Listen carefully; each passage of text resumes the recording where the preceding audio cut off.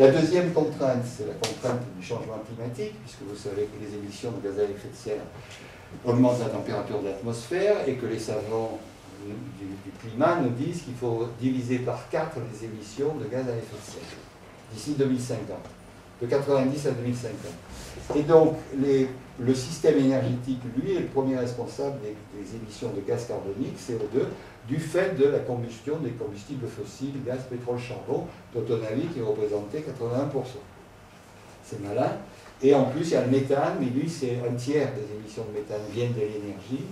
C'est les grisous des mines essentiellement et les fuites de gaz dans les tuyaux. Donc, deuxième contrainte, le climat, qui fait que si on veut réduire ces émissions, il faut baisser les consommations des combustibles fossiles. Donc, on rejoint la question des réserves.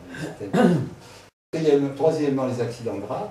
Donc, j'ai parlé en détail du nucléaire, mais vous avez aussi les catastrophes, les marées noires, les catastrophes du Golfe du Mexique, le delta du Niger qui est complètement pourri, et personne ne sait exactement ce qui se passe en Sibérie. Donc, les exploitations de ces énergies, les accidents des mines de charbon, etc.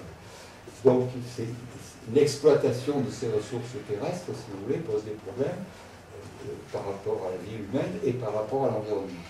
Quatrièmement, du même ordre, c'est les pollutions et les déchets, pollution des bagnoles, etc.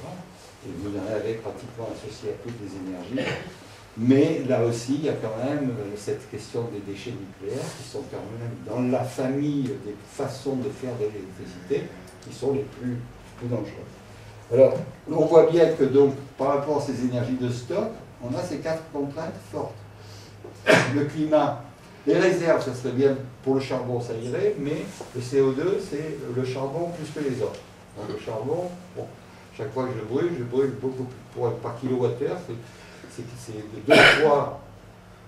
Le charbon, c'est 2 fois plus que le pétrole, le gaz, c'est un peu en dessous, le nucléaire, c'est encore en dessous, les renouvelables, c'est encore en dessous. Donc, le charbon, gros problème, certains accidents, certaines pollutions, mais surtout la question du climat.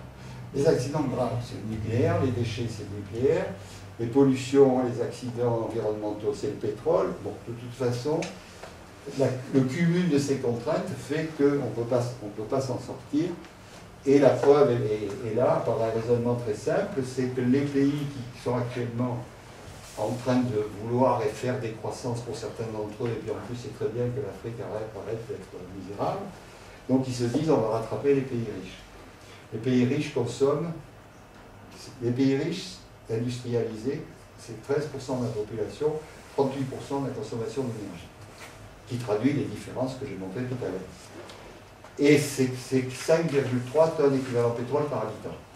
Donc en gros, entre l'Europe et les États-Unis. D'accord, 5,3. Donc les autres pays, là, la Chine, l'Inde, machin, ils se disent ben, on va rattraper ces gens-là. Et donc on va tout faire, on fait pareil, on prend les énergies de stock, les prix sont chers, donc on fait attention. Hein. Et on se donne l'objectif 5. La Chine y arriverait positionnelle le plus rapidement que les autres, et puis l'Amérique latine, etc. Et donc on arrive en 2050, 2060, 2070, j'en sais rien, à 5,3 TEP pour 9 milliards d'habitants. Ça fait 48 milliards de TEP, contre 12 aujourd'hui, avec les contraintes dont je vous ai parlé. Donc terminé. Mesdames et messieurs, c'est pas possible. C'est même pas un choix, c'est de dire moi je choisis le modèle machin, c'est impossible. Et ça c'est fondamental, si vous voulez, je pense, pour parler des questions concernant un pays ou un territoire, je ne sais pas quoi, c'est qu'on ne peut pas continuer comme ça. Alors l'an prochain on peut continuer, l'année d'après aussi, puis au bout d'un moment on s'aperçoit que le pétrole est monté à $250, ah bon, que la pollution a augmenté, que le climat on fait rien, et que donc on se ménage un 21e siècle absolument épouvantable, depuis les catastrophes climatiques jusqu'à la guerre. Hein, parce que si il faut se bagarrer pour le pétrole, on ira. Est-ce qu'on peut s'en sortir? Alors, bon, je vais rapidement parce que c'est plus connu. On peut s'en sortir pour une raison assez simple. C'est que pendant longtemps, et encore aujourd'hui dans pas mal de raisonnements, on considérait que, c'était l'argument des années 75 pour faire les programmes nucléaires, etc. On considérait que s'il y avait 3% de croissance, c'est-à-dire 2 fois plus de logements, plus de voitures, enfin, ce qu'on appelle la croissance, quoi. S'il y avait 3% de croissance, il y avait 3% de plus de consommation d'énergie. Et qui dit 3% de plus de consommation d'énergie, grosso modo, c'est 3% de plus de production d'énergie. Production ou importation. Et voilà. Et donc, on devait monter, sans justement... Alors, on n'allait jamais si loin. On ne montait pas jusqu'à 2100, parce que là, on trouverait des chiffres de 10 000 planètes. Mais on montait sur 10 ans, 20 ans, ben, vous voyez, ça marche. Et puis, c'est quand même aperçu qu'il y avait ces contraintes, le premier choc pétrolier, etc. Et ce qui a été mis en avant, c'est des banalités aujourd'hui, mais c'était complètement révolutionnaire, fou à cette époque, c'est qu'on n'a pas besoin directement d'énergie. C'est très bien d'en avoir, je veux dire, mais si j'étais à la lumière, on ne va pas crever. C'est pas vital au sens comme l'eau, par exemple. J'ai besoin d'énergie. L'énergie, c'est un moyen. Alors longtemps, ça a été les muscles humains, après l'attraction animale, après des trucs. Puis à partir de la moitié du 19e siècle, boum, charbon, pétrole, gaz, nucléaire, tout ce qu'on voulait pour répondre à tout. Alors pourquoi on n'a pas fait... Et donc, ce dont on a besoin, c'est du confort, c'est d'être éclairé quand on fait une réunion, c'est l'exercice de la démocratie, la santé, l'éducation, l'alimentation, etc. Des besoins qu'on peut définir assez simplement, d'ailleurs, c'est des besoins qu'on a. Et alors, pour répondre à ça, on s'aperçoit qu'en fait, ce n'est pas du tout automatique.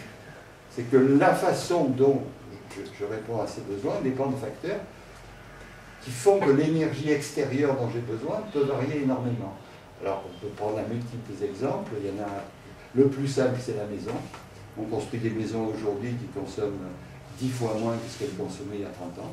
Même la réglementation thermique a fait gagner 60%, facteur 2. Et on va encore gagner, parce qu'on sait que, en particulier si on fait la réhabilitation énergétique du bâtiment, on va diviser par 3 ou 4 la consommation pour le chauffage, etc. On peut utiliser les chauffe-eau solaires. Vous pourriez utiliser les chauffe-eau solaires dans un pays où il y a le sol colossal. Il n'y en a pas. Et donc, ce qui va jouer, c'est bien, d'une part, le contexte, bon, c'est un pays froid ou un pays chaud, etc. On comprend bien qu'il y a des raisons extérieures qui font que je consomme plus ou moins d'énergie. Les distances, bon, si je suis en Russie, si je fais Moscou-Vladivostok, c'est pas pareil que de faire Paris-Toulon. Et donc, il y a des besoins extérieurs. Il y a aussi toute la question d'aménagement du territoire, parce que j'ai des villes qui sont étalées comme Los Angeles ou condensées comme Paris ou Barcelone. Ça fait un facteur 8 sur l'énergie pour les transports. Donc, il y a ce contexte-là dans lequel le politique intervient, où le niveau de vie, la notion de niveau de vie, la notion de way of life, le mode de vie, est-ce que je me chauffe, voilà, la façon dont on vit, indépendamment de l'énergie. Il y a le comportement, bon, éteindre les lumières, d'accord, mais aussi le comportement d'usage. Est-ce que j'ai besoin de 4 télévisions ou d'une seule? Est-ce que j'ai besoin d'une télévision? Est-ce que j'ai besoin d'un 4x4? Bon, le champion du 4x4, c'est la Nouvelle-Calédonie. On va savoir pourquoi. Et donc, il y a aussi la façon dont vous répondez à vos besoins par vos choix de... Par exemple, la température de chauffage joue énormément sur la consommation d'énergie. Vous pouvez considérer que le confort, c'est 19-20 degrés. Si vous prenez 23 degrés, ben vous avez beaucoup plus de consommation, etc. Les réfrigérateurs congélateurs modernes A++, consomment 4 à 5 fois moins que ceux d'il y a 15 ans. Et donc, ce mélange, si vous voulez, de ce que j'appelle le contexte, le comportement et la qualité de l'équipement, fait qu'on peut très bien, et ça on le prouve appareil par appareil, usage par usage et situation par situation, on peut diviser par 2 la consommation d'énergie d'un pays comme la France. Et donc, appliqué au niveau de la planète, ça change complètement les choses, puisque, alors que mes 48 milliards sont inatteignables, si les pays riches réduisent leur consommation d'énergie de façon tout à fait techniquement et économiquement faisable, si vous voulez, c'est que les économies d'énergie actuellement sont beaucoup moins chères que l'énergie qu'elles remplacent. Et en parallèle à cette réduction de consommation d'énergie, vous voyez bien que les pays émergents qui ne sont pas si cons, ils vont prendre le modèle sobre plutôt que le modèle gaspilleur. Ne serait-ce que par obligation, parce que la Chine n'a pas de pétrole. Donc elle aussi va se dire, par rapport aux importations, il faut que je fasse des réductions. Donc vous avez ce qu'on appelle donc, la transition énergétique, dont les composantes sont, les économies d'énergie, au sens vulgaire, on peut dire sobriété, efficacité énergétique, c'est-à-dire tout ce que je viens de dire sur le contexte, l'aménagement du territoire, le comportement, y compris des dirigeants, des politiques, et les équipements.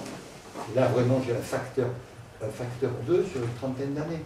Et encore sans que ce soit une industrie de guerre. Hein.